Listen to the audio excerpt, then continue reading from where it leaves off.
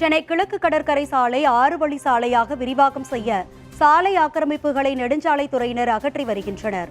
சென்னை கிழக்கு கடற்கரை சாலை திருவான்மியூர் முதல் அக்கரை வரை சாலை விரிவாக்க பணிகளுக்காக கடந்த 2010ஆம் ஆண்டு முதல் நிலம் கையகப்படுத்தப்பட்டு வருகிறது.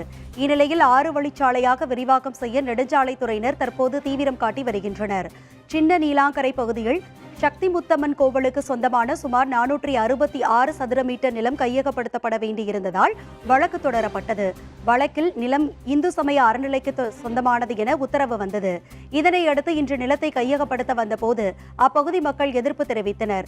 அறநிலையத்துறையினரிடமிருந்து பேச்சுவார்த்தை நடத்தி போலீசார் பாதுகாப்போடு ஆக்கிரமிப்புகள் அகற்றப்பட்டது. அதேபோல் ஈச்சாம்பாக்கத்தில் சாலையோரம் நெடுஞ்சாலைத்துறைக்கு சொந்தமான இடத்தை ஆக்கிரமிப்பு செய்திருந்த கடைகளை இடித்து அகற்றினர். ஆக்கிரமிப்பு முழுமையாக அகற்றப்பட்ட பின்பு மழைநீர் வடிகால்வாய் அமைக்கப்பட உள்ளது.